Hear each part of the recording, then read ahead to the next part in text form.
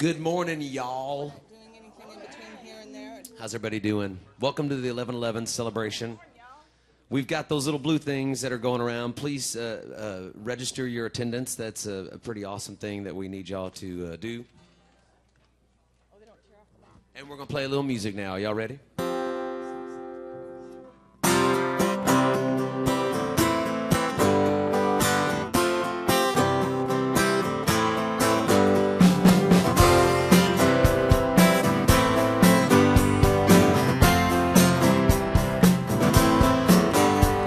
Started out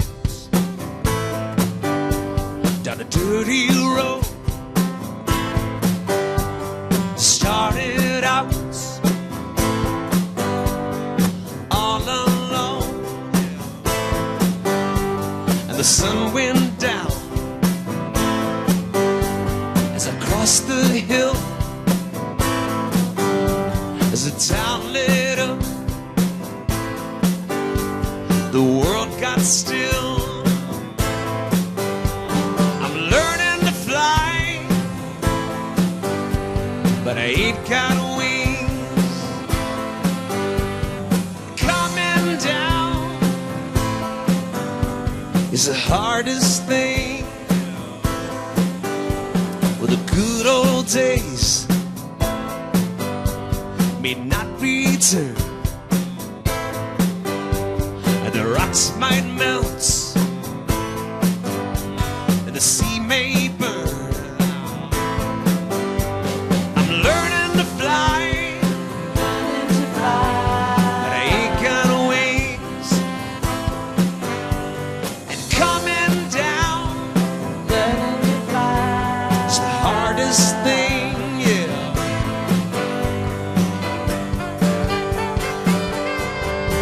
Go!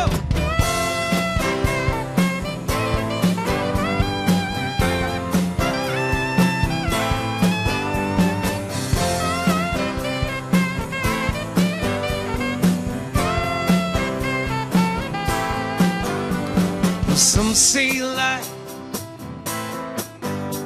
will beat you down. It'll break your heart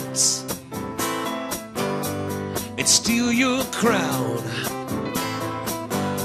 So I started out for God knows where. I guess I'll know when I get there, yeah. I'm learning to fly around the clouds, but what goes up must come down, yeah.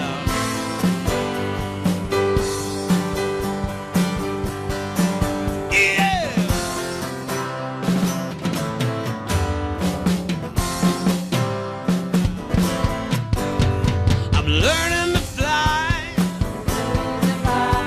but I ain't got wings. And coming down,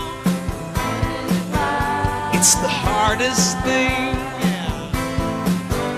So I'm learning to fly around the clouds, but what goes up, it must come down. So I'm learning to fly.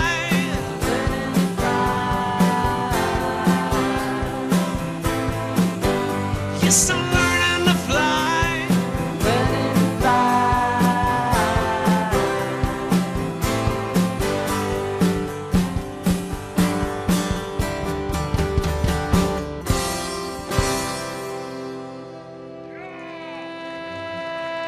Good morning.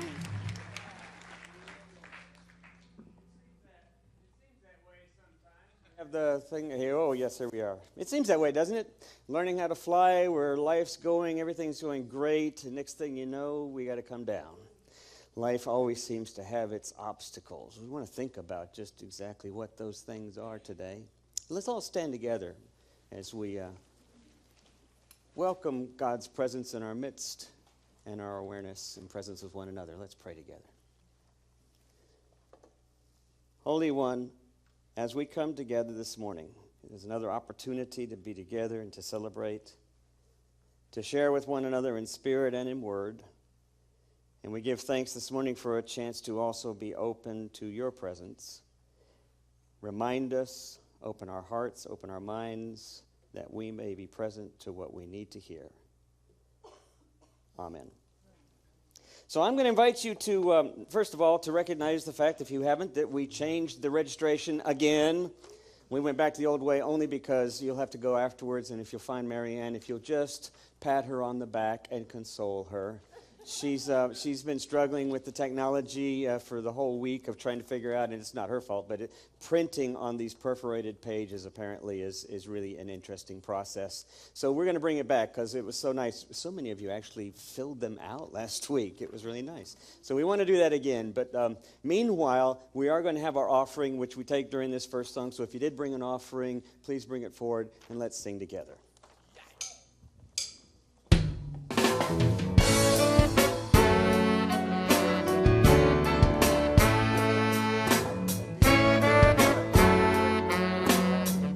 Here we go.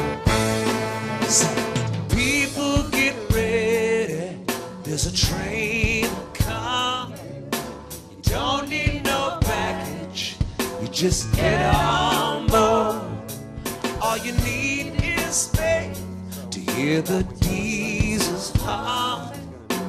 Don't need no ticket. You just thank the Lord. Come on. People get ready for the train to jog, picking up passengers from coast to coast. Faith is the key, open the doors and walk. There's room for all among the long and most. So about 3 minutes, is that? Oh, right here, that, maybe. Okay. Thank you.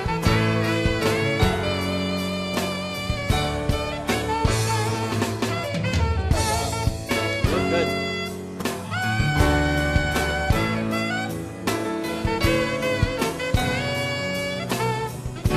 Let's sing some more. People get ready. Oh, room. For the hopeless sin who would hurt all mankind just to save his own. And pity on those whose chances are thin. There's no hiding place for the kingdom's throne. Yeah. People get ready for the train a-coming. You don't need no baggage. You just get on board. All you need is faith to hear the diesels humming. Don't need no ticket. You just thank the Lord.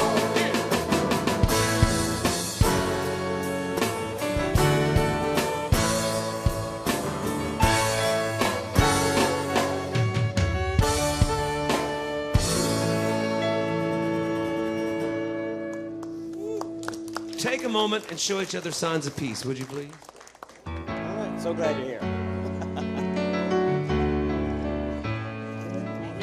Nice to see you. Oh, Yeah. Great vision sources this morning. Beautiful. You could hear the words swell. Great, right volume. and doing one of your favorite here in a little while. Yeah, no. I saw it.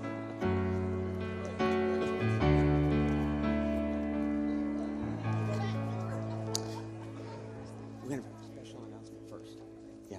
So I forgot to mention and introduce her a minute earlier, but Nancy Tully, who oversees our church missions, outreach, and volunteer programs and such, she's got a special announcement that she's going to bring before us, and I'll just let you speak to it. Yeah. Good morning.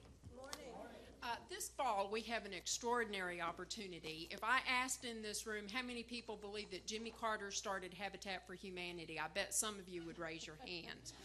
And the reality is Jimmy Carter did not start Habitat for Humanity. Millard Fuller did. But the reason that Jimmy Carter's name is so associated with Habitat is because for the last 30 years, President Carter and his wife Rosalind devote a week of their lives every fall to build and improve homes throughout the world. And this October, I am really excited that they are going to be in the Dallas-Fort Worth area. At the completion of the project, 15 homes will be built in Fort Worth, and 50 homes will be repainted in Dallas. Another 20 homes will be built, and 20 homes will be repainted. I'm even more excited that a longtime church member has given us a matching gift of $50,000 for us to give to this project. So we are trying to raise the remaining $50,000. I know that this will be a challenge, but this is one of those great opportunities where you can turn every dollar you give into $2. And so I hope that all of you will participate and be generous and make all of this a reality. We will have volunteer opportunities associated with the build.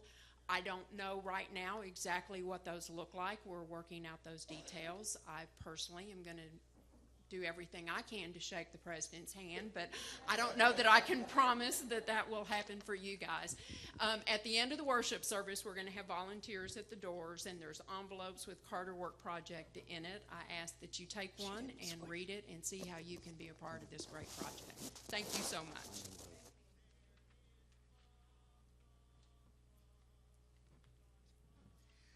And I'm reading Matthew 5, 1 through 10.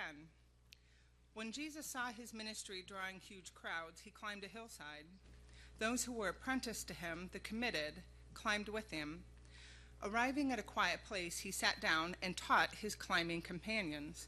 This is what he said. You are blessed when you're at the end of your rope. With less of you, there is more of God and God's kingdom. You are blessed when you feel you've lost what is most dear to you. Only then can you be embraced by the one most dear to you. You are blessed when you're content with just who you are, no more, no less. That's the moment you find yourselves proud owners of everything that can't be bought. You are blessed when you've worked up a good appetite for God will satisfy the deep hungers of the soul. You're blessed when you care. At the moment of being caring, you find yourselves cared for. You're blessed when you get your inside world, your mind and your heart put right. Then you can see God in the outside world. You're blessed when you can show people how to cooperate instead of compete or fight. That's when you discover who you really are and your place in God's family. You're blessed when your commitment to God's kingdom provokes persecution. The persecution drives you even deeper into God's kingdom. And from Romans 8, 22 through 28. All around us we observe a pregnant creation. The difficult times of pain throughout the world are simply birth pangs. But it's not only around us, it's within us. The Spirit of God is arousing us within. We also feel the birth pangs. These sterile and barren bodies of ours are yearning for full deliverance. That is why waiting does not diminish us any more than waiting diminishes a pregnant mother. We are enlarged in the waiting. We, of course, don't see what is enlarging us, but the longer we wait, the larger we become, and the more joyful our expectancy. Meanwhile, the moment we get tired in the waiting, God's Spirit is right alongside helping us along. If we don't know how or what to pray, it doesn't matter. God does our praying in and for us, making prayer out of our wordless sighs, our aching groans. God knows us far better than we know ourselves, knows our pregnant condition, and keeps us present before the holy. That's why we can be so sure that every detail of our lives of love for God is worked into something good.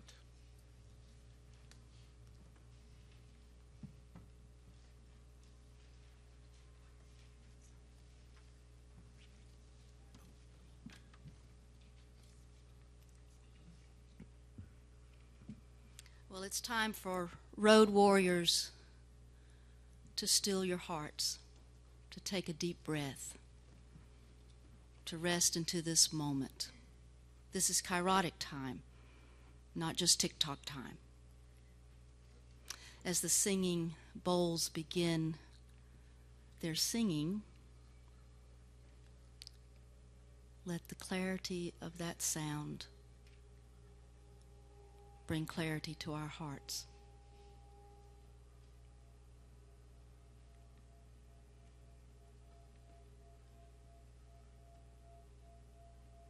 Close your eyes.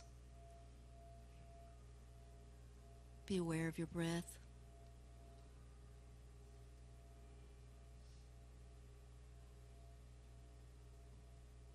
The Holy is among us, in our hearts, between each other.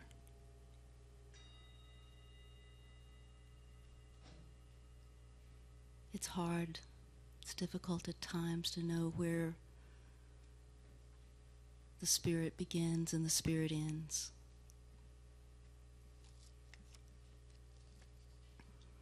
Holy One, source of life, may we become aware during this gathering and perhaps beyond that there's more going on in our life than TikTok time can reveal. May we be aware once more that there's a deeper reality than my anxiety about what was or will be. May we see through spiritual eyes that there's a process emerging that can only emerge within an awareness of sacred time. We desire to take this attitude of expectancy into the ebb and flow of our lives, but things happen and we feel at sea.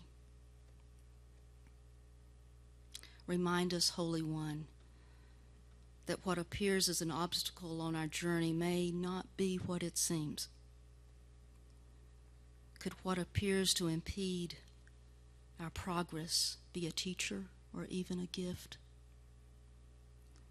Could this obstacle contain the unseen yearning of our souls? Perhaps we do not see what is enlarging us. Could it be a transformation that's so deep that there are no words and only Spirit? Help us share that within this community. Enlarge our hearts and our common hearts, that indeed we might bring love into the world that surrounds us. Open us to amazing things, O Holy One. We ask this in the name of the one in whom we live and move and have our being. Amen.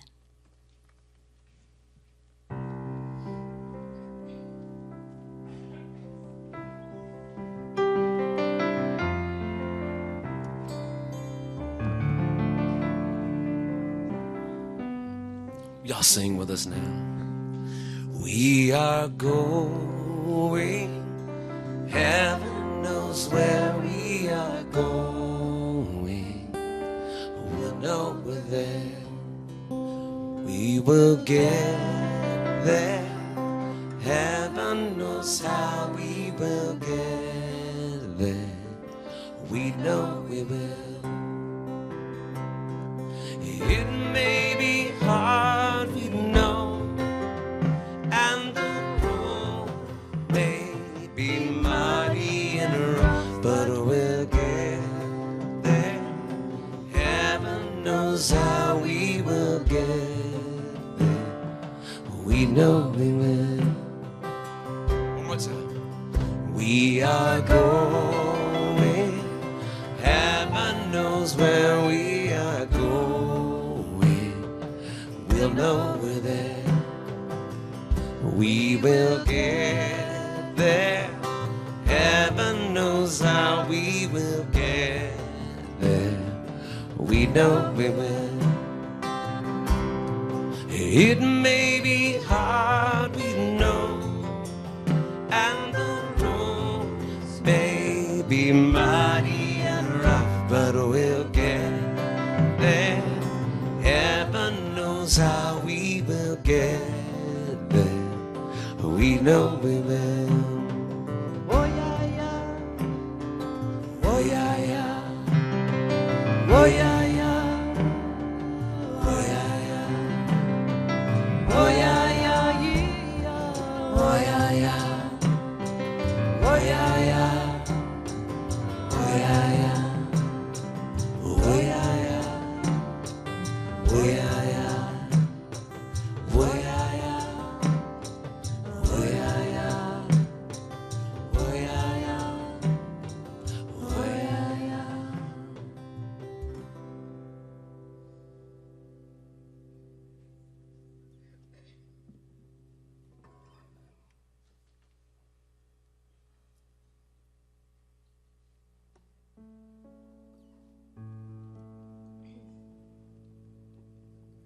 Well, the rain keeps on coming down, and it feels like a flood in my head.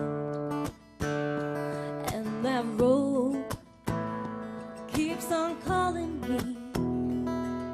It's screaming to everything that's lying ahead. And it's a winding road I've been walking for a long time. I still don't know where it goes. It's a long way home. I've been searching for a long time. I still have hope. I'm gonna find my way home.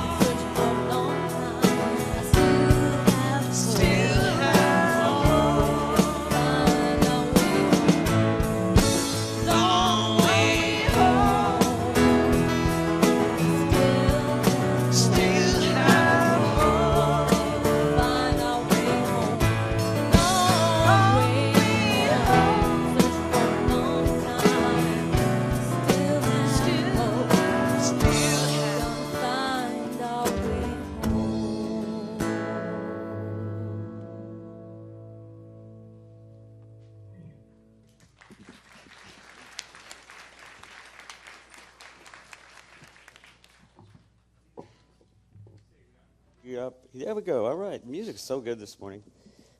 Just songs just really speak to, I think, what I want to think with you all about, this whole idea of winding road and still have such a long way to go. Michael, pull up the first slide. We're at the end of our series. I thought this was going to be an all-summer series, this whole idea of the spiritual gifts of travel. Oh, it's behind me. That's right. The spiritual gifts of travel. And then I realized, you know what, I think maybe we'll end it on after a 3-week series. So it's a brief series, a mini-series on the spiritual gifts. I've said all I could think of. But I want to sort of recap for you where we've been with this. For some of you who've been in and out and might not have caught the first couple, but we began by thinking about the fact that life calls us into a journey. That vacation and vocation actually come from the same root word. That there's this idea in which vacation is not simply an opportunity to let go, but it's also an opportunity to sort of get in. It's an opportunity to participate. And in fact, it's a calling in that sense. I think our text that day was the creation story, one of the creation stories in 7 days. This whole idea that our purpose, we are created to I'd want to say we're created to vacate, but we're actually created to participate, to let go and to engage as well. So then we came to the second Sunday. Oh, and also this whole idea of chaos and restitution. I think I mentioned to you author Frank, who came up with this wonderful idea, and he wrote this book called The Wounded Storyteller, when he discovered in his own dealing with his own cancer and terminal illness that and in the hospital, people orient themselves around certain ways of telling their story, of thinking of who they are, of thinking who we are. And so oftentimes it's in a mode of chaos. That's a very typical orientation. And things, obstacle, life sort of falls apart, and then we respond to it out of chaos. But generally we move to restitution. You know folks probably you can think of who never get out of that chaos mode, and life just continues in that whirlwind. You can oftentimes get drawn into it. Restitution becomes our model. In fact, it's kind of the Western way of life, which is basically fix it. Whatever it takes, we just go to get it fixed. The problem that Arthur Frank found out, of course, was that there's a lot of life you can't fix. Then what do? Just go, must just be the way things are. And I think we discussed the idea that this sometimes is that we say it's the way it is. But in reality, when you enter into life as a quest, when you realize that we're called into this day-to-day, moment-to-moment participation in the kingdom, that the mystery invites us into whatever it is. And in fact, it's not just all that it is a whole lot more, even though it remains mystery. So this idea of quest. So then we came to the next Sunday where we talked about salt, and I mentioned to you how salt loses, the idea of losing its essence, that in fact salt can't lose its essence, that in fact salt never loses its essence. What happens is that salt loses its flavor by appearance, by what's added to it or what's detracted from the ingredients mixed with it, that in fact salt can't lose its saltiness. And then as a metaphor, if we're salt of the earth, then exactly what does that mean? What part of God's essence with us are we to one another? And this idea then that sometimes before we journey, whether it's to work, whether it's to dinner, whether it's to breakfast, whether it's to around the world on a vacation, as we go about the world on this journey as God's people, as people of creation, then maybe the question is, what do we need to unpack before we go? So today I want to think with you about the third thing, and that is the idea of, obstacles. Sometimes life just comes at you in a different direction. Sometimes things happen you certainly didn't plan for. But I want to think with you this idea that maybe obstacles are in fact not in the way, but that in fact obstacles are the way in. I wanted to start off with a song. I'm going to wait and save it towards the end. But you all recognize this song. I think you know this one. Actually, I'll start off the first verse because it's just a beautiful melody. Let's see if I can. Oops. It's one of my favorite songs. I actually oftentimes will sing this song in my head.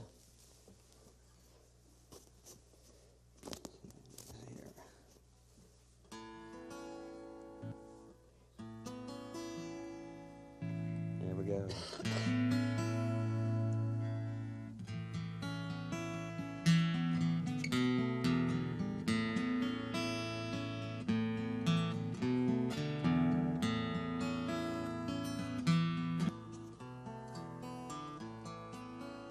What happened here? There we go. The secret of life is enjoying the passage of time. Any fool can do it. There ain't nothing to it. No one knows how we got to the top of the hill. Since we're only here for a while, might as well enjoy the ride. So that's what I was going to start off with. Okay, it's one of my favorite songs. Then I got to thinking about this passage, and I thought, you know what? This is the absolute worst possible song to sing for this message. Because I mean, really, is that it? Is that all there is? It's just enjoying the passage of time, right? Just that's all it is. Just lay back, just enjoy it. Is that not sort of denial? Doesn't it sort of feel like a slap in the face? I mean, if you just listen to news, if you just watch TV, if you just think about some of your own friends, some of the things, if you think of your own life sometimes, I mean, in reality, is this not just sort of an insult to this whole idea of the fact that life is full of obstacles? And I got to thinking about people that I've known and the kinds of things, and if I sang that song in their presence, wouldn't I be insulting their own intelligence, not to mention their own experience? And then I think about the world's filled with the disasters that we've had, not just that we've had, but that others experience around the world, the poverty, the hunger, the terminal illness. I think about the local kinds of things. I think about if I took this song right now over to Lindsay, who's the owner over at Wine House, where we've been having our wine and wishful thinking. Some of you who are on the Facebook list might have seen where the roof of her building caved in during the storm last week and just shut the whole shop down. It's her whole business. It's everything she did. She put everything into it, got some investors, moved down from Missouri, started this business on her own, and it's just caved in. And now there's opportunities to participate and help, but I think I'll walk over there and I'll sing this song, and I'm sure she'd go, well, thank you, that's really helpful. And then I think about this other passage that we've read. Now I love the reading that Kay did. I love the text, this Message version, which I think is really, it clearly is interpretive. It clearly he's taken these texts and been interpretive with them. But I find the interpretation really close to what I feel is, for at least for me, is experientially true. So then with Romans 8:28, which is that familiar one that we might remember in its more traditional form in the Revised Standard, we might remember it as, all things work together for good to those who love the Lord. And then he, of course, spells it out. God knows us better than we know ourselves, knows our pregnant condition, keeps us present before the holy.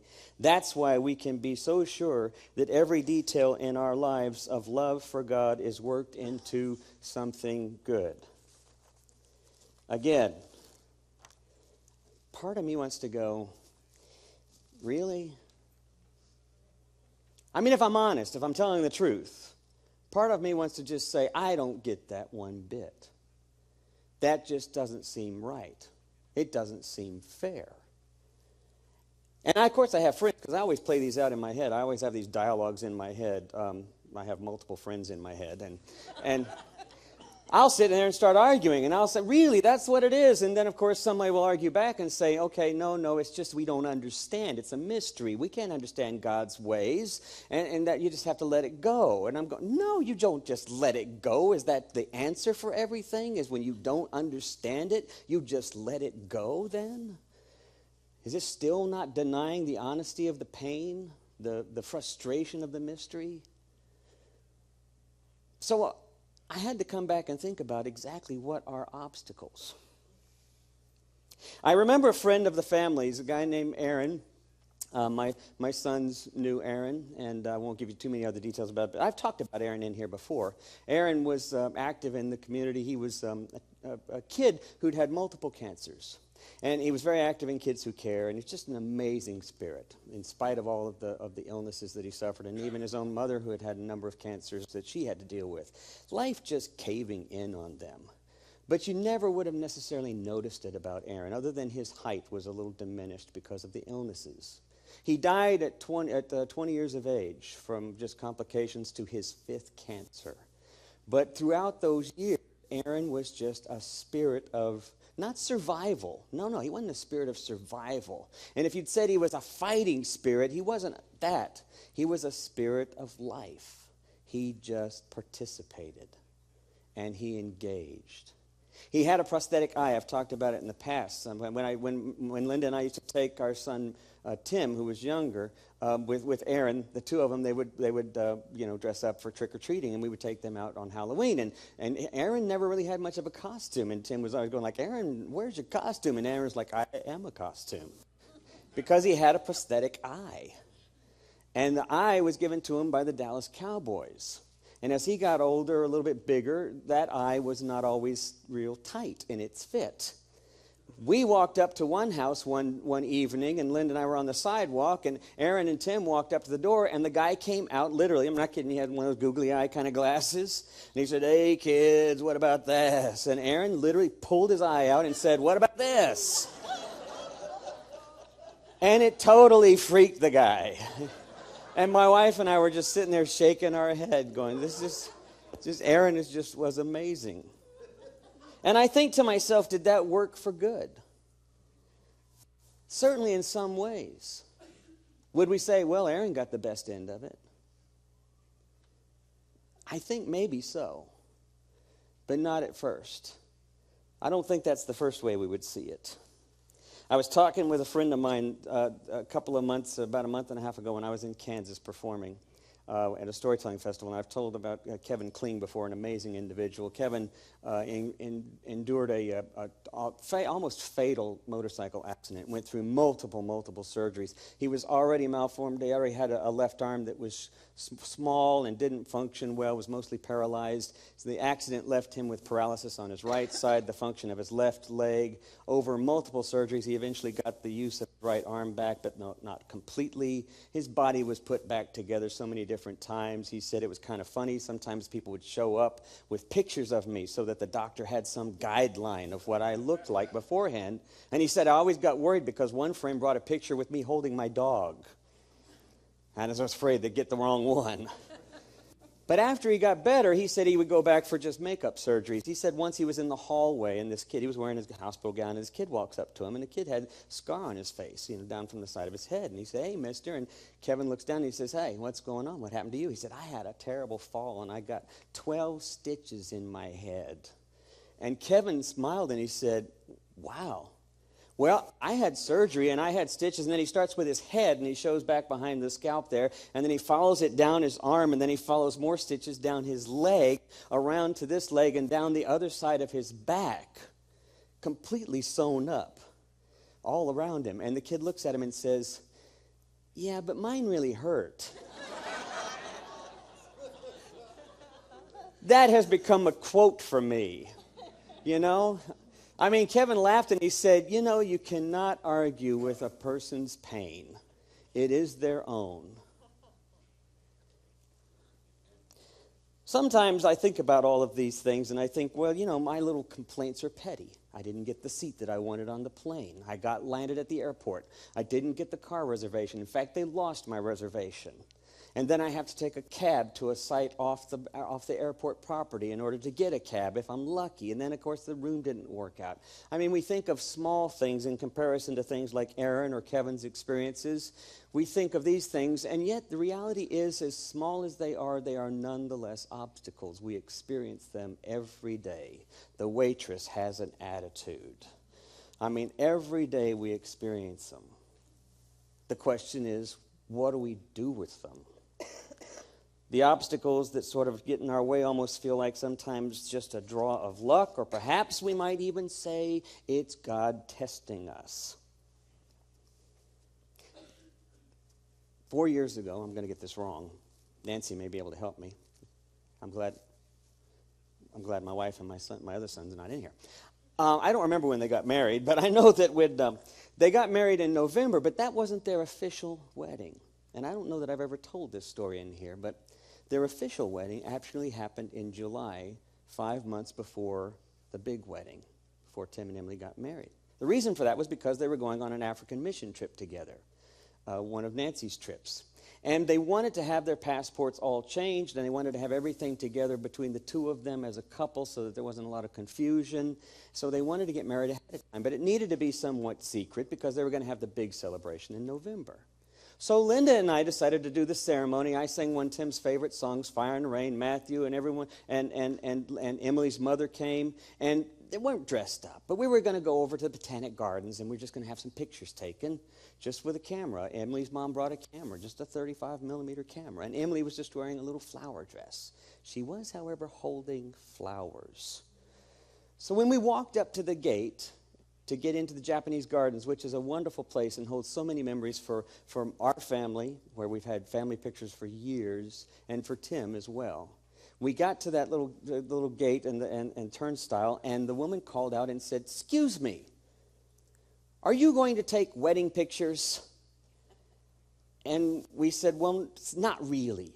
I mean, it's not like it's a big ceremony. We're just going to have a quick little thing." We tried to explain the whole dilemma and how it was the middle of the day, and it was in the middle of the week, and there was nobody there. And we said, "We're going to be 5 minutes. We just want to step in the trees." She said, "It's a $300 fee."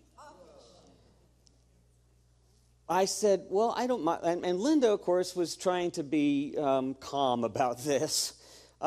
And honestly, Emily was trying to be trying to be rational, but the woman stuck by the rules. The rules are, if you're having a wedding, there is a wedding fee. If you're a photographer, there is a photographer fee.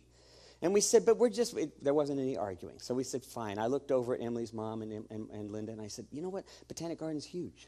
We'll just go over to the Rose area. It's beautiful.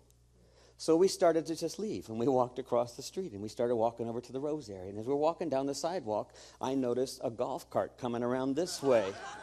And then I looked behind me, and there was another golf cart coming in this way. And I thought, oh my gosh, we're like fugitives, you know, and we said, well, just kind of duck behind here. So we literally sort of turned the corner real quick and tried to duck back behind some rose bushes so that we could at least sort of have a beautiful little setting for this wedding. But just a couple, take a picture. We'll do the ceremony across the street in the parking lot, for goodness sakes. But sure enough, the guys both walk up and they say, sir, ma'am, you all cannot do that here until you fill out the form and pay the fee. It's empty. Nobody. And everyone was staying extremely calm. We laughed about it and said, we could probably do this if we did it while we're walking. And then stopped, took a picture, kept walking. And that's when finally someone said, what about the duck pond? The duck pond's beautiful. You know, and it's fun, and we've been there. We went there as kids, et cetera. And so, you know, we drove across the street, drove through Trinity Park. We got to the duck pond, and it was not too crowded, just a few people here and there. We got out of the car, not before looking around to see if there was any golf carts driving up out of nowhere. And so we walked across the grounds. There was this beautiful, huge rock. It's still there. It's a gigantic, looks like an ancient relic, just this giant rock, right next to the duck pond, kind of behind some trees. Perfect spot. I got out the guitar, and we were just about to start with Linda opening up the little ceremony, the little book, and then Emily said, wait. And we looked over, and there was a grandmother and two small grandchildren, two little grandgirls.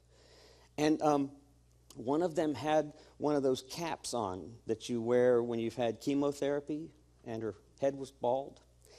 And she said to the little girl, I get a little choked up on this one. She said, would you like to be our flower child, our flower girl? And her face lit up, and she came over and grabbed the flowers. Emily tore off the petals, put the petals in her hand, and she stood next to Emily and Tim, and we did the ceremony, and her grandmother and her little sister there were watching and smiling, and she just was beaming. The girl was just beaming. She'd taken off her cap, had her bald head there, and she was just beaming. So after it was all over and I sang the song, she threw the flowers up in the air and then just started dancing around, was throwing the flowers, and it was wonderful, and we took pictures. And afterwards, the grandmother came up and said, this was her first day out from her first chemo treatment. You know, she had leukemia. She said, this was a godsend. She said, it's the first time that she smiled. And as we left, you know, we were like, what a wonderful thing. I mean, just, you know, we couldn't have planned for that. And it's so much like so many of these obstacles that we sort of just wait for and that we work through or that we just allow to take place without being too combative or too frustrated or too victimized. But when we open up, it seems like there's always something. I've said it in here many times. It's all God moments. They're all God moments. They're just waiting. We're the ones not often paying attention. And as we got to the end and we got these pictures taken, you know, if you'll ask Emily now which ceremony was really amazing and wonderful, she'll say the ceremony that we had in November was beautiful, here in the church, the choir and everything. But then she'll say, but the one that is the most touching, the one that's meant the most to all of us that were there was, of course, the one involving the grandchild. Obstacles can sometimes seem like they get in our way. In reality, I think obstacles are the way in. They're an opportunity. I think that, in fact, if we all think of ourselves as being a part of the one in whom we live and move and have our being, if, in fact, we truly believe we are all connected, that we are really all a part of this divine presence of the holiness that's always around us, that obstacles are not, in fact, something suddenly presenting themselves. They're always there. It's simply the winding road. It's simply the way life is. But what's also amazing is that God's in the midst of every single twist and turn. God is present in every single seemingly unfathomable or insurmountable problem. And God is inviting us to see something. to engage. I had a recent post on Facebook. You can go look at it if you want to. I did this workshop yesterday, Saturday, in San Antonio. And after the workshop, I had lots of good praise. There was a friend of mine from Houston. The two of us were doing this workshop at this theological center, and it was about storytelling. I was wearing jeans and just a shirt, tucked in. My friend was wearing shorts, nice shorts, shirt, baseball cap. About 60 people, and we're sitting on the stage, very casual. Lots of wonderful feedback. There's a post that came in last night. And I just only talk about it because it's a perfect illustration. I really didn't ask. I'm going to email her back and say thank you so much. She posted and said, I don't know about how the thing went because she wasn't there. It's a person I know, but not personally very much, just one I'm familiar with. Another performer. Her words were, I am always troubled by people who never take their work seriously. It looks as though the two of you just got up out of bed. Perhaps you should take some more pride in your work. Perhaps you should take a note from, and then mention another performer who happens to wear slacks, suspenders, and a bow tie, and do things right. Now, I have to tell you, I don't know if you've ever, gotten criticized on the internet before. It's not like this is the first time. It's more like it's just struck me as odd. At first I thought, well, I know this person, but not intimate. I mean, not personally. I just know who she is. I thought, well, maybe it's just a joke. But then every time I showed it to a couple other people, they're like, nah, she's pretty much just telling you, you look crap. Well, in fact, she'd said, I've seen you in person and you look the same. So I hate to even say that. I have emailed her, by the way, this morning. My first reaction might have been what most of us would be to all these kinds of things, is to be defensive, to get angry, and then to justify something. Like, well, excuse me, I just started to look for a picture and see what she looks like when she's performing. Or maybe I'll get a clown with suspenders and a bow tie and say, here, how's this?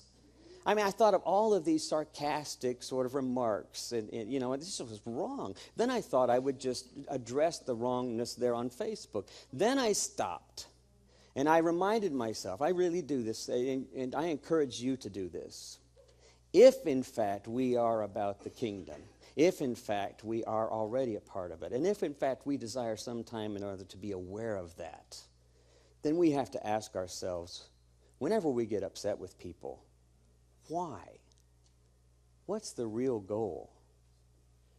This beatitude, the way he translated, I thought was amazing. You're blessed when you get your inside world, your mind and heart put right. Then you can see God in the outside world. And I thought, I'm not sure where she's coming from.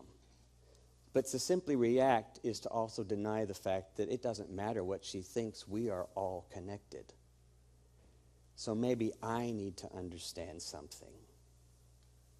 So I've emailed her just to sort of ask what's going on. I have to speak honestly in terms of how I'm confused, but she hasn't responded yet. But I just thought to myself, sometimes these things happen, and our natural tendency is to think the woman at the booth at the park, how wrong is that? It's legalistic. It's so literal.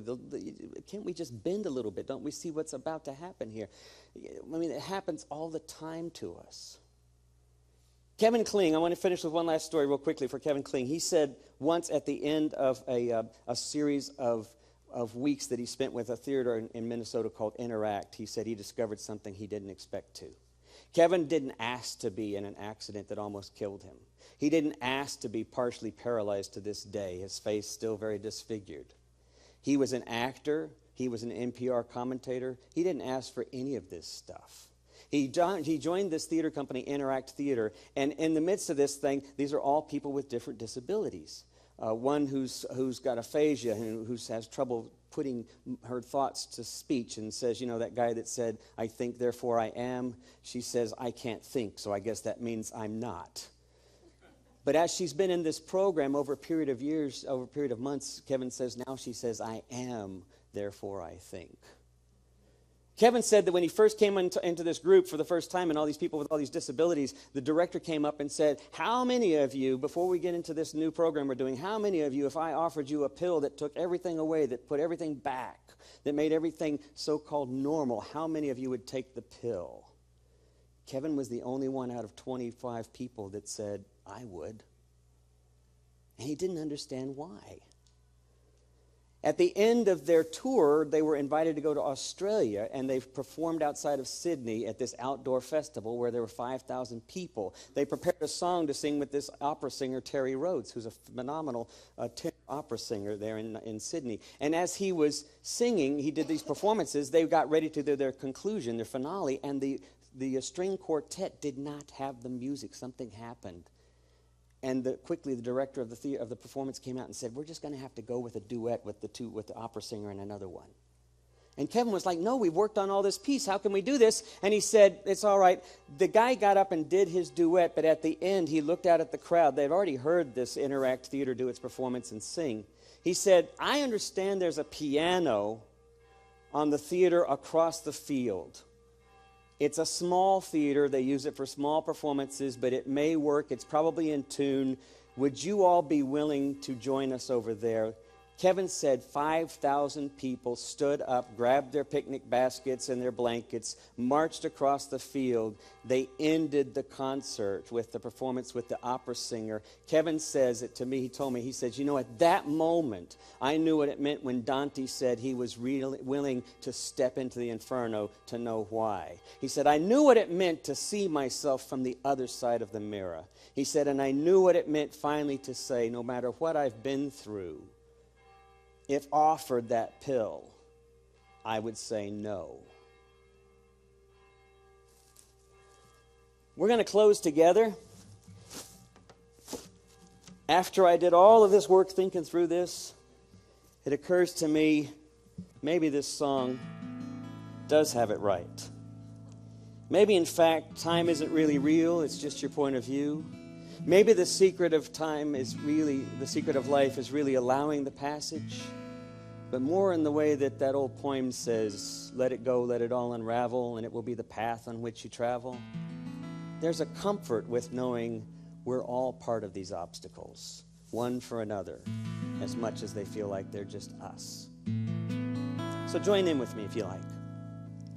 Secret of life is enjoying the passage of time. Any fool can do it. There ain't nothing to it. Nobody knows how we got to the top of the hill. Since we're on our way down, we might as well enjoy the ride.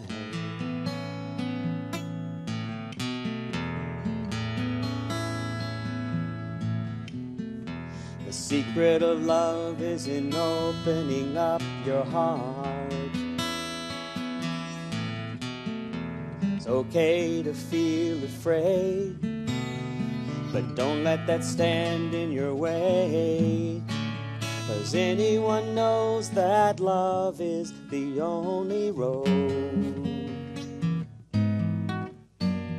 Since we're only here for a while, might as well show some style.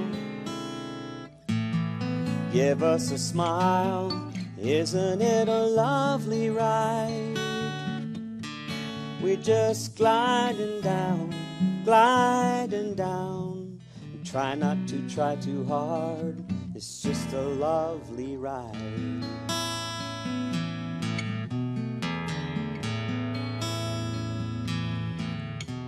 Now the thing about time is that time isn't really real. It's just your point of view. How does it feel to you? Einstein said he could never understand it all. Planets spinning in space, smile upon your face.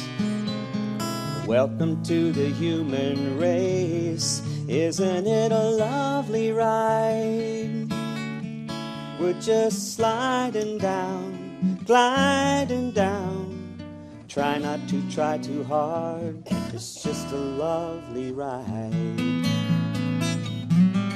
Isn't it a lovely ride? We're just sliding down, gliding down. Try not to try too hard. It's just a lovely ride.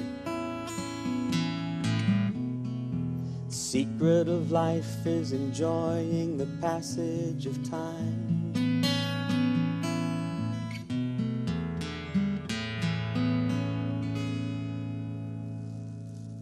Let's stand together. Hold hands. If you'll take the hand of someone next to you. I don't know what obstacles that you all face. I don't know the small ones and the large ones, but I know that you've got them. We all have them. It may help to see them instead as invitations, just a twist in the road, just a doorway into some possible new understandings that we have no idea what's on the other side. But I do believe that in the midst of it, God is inviting us to see something. Let's pray. Holy One, as we move from this place and go out, may we be your salt in the earth. The travels that we make, may we remind others more of what the kingdom can be like than maybe what they're experiencing as well. Be with us, remind us of every possibility, even in those moments that seem like obstacles and challenges to us. We pray this in the name of your love and life. Amen.